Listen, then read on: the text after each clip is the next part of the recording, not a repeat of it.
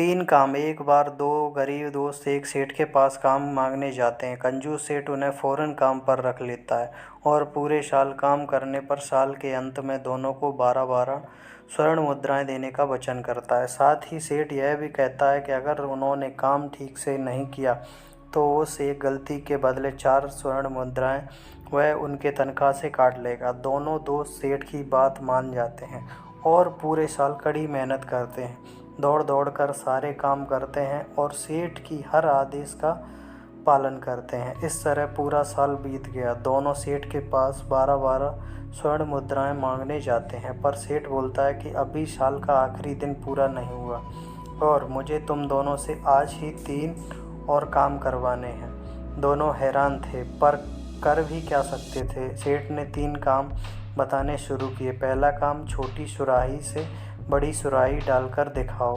दूसरा काम, दुकान में पड़े गीले अनाज को बिना बाहर निकाले सुखाओ। तीसरा काम, मेरे सर का सही सही वजन बताओ। उन दोनों ने सेठ से कहा, यह तो असंभव है। सेठ की चालाकी काम कर गई और उसने कहा, ठीक है, फिर यहाँ से चले जाओ। इन 3 कामों को न कर पाने के कारण मैं हर काम के लिए 4 स्वर्ण मुद्राएं काट रहा हूँ। मक्कार सेठ की इस धोखाधड़ी से उदास होकर दोनों दोस्त बोझिल मन से घर जाने लगते हैं। उन्हें रास्ते में एक चतुर पंडित मिलता है। उनके ऐसे चेहरे देखकर पंडित उनसे उनकी उदासी का कारण पूछता है और पूरी बात समझने के बाद उन्हें वापस सेठ के पास भेजता है।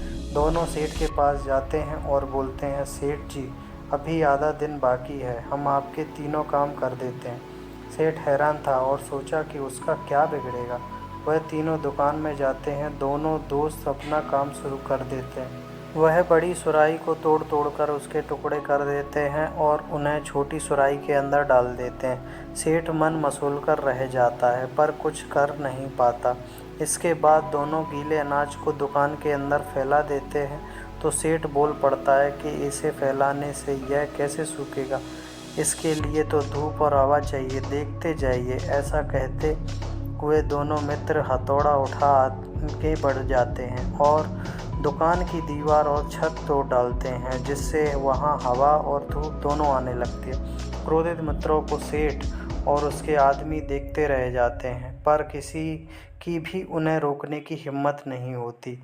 अब आखिरी काम बचा होता है। दोनों मित्र तलवार लेकर सेठ के सामने खड़ा हो जाते हैं और कहते हैं, मालिक, आपके सर का सही सही वजन तौलने के लिए उसे धड़ से अलग करना होगा। कृपया बिना हिले स्थिर खड़े रहिए। अब सेठ को समझ आ जाता है कि वह गरीबों का हक इस तरह से नहीं मार सकता और बिना आनाकानी के वह उन दोनों को 12-12 स्वर्ण मुद्राएं दे देते हैं।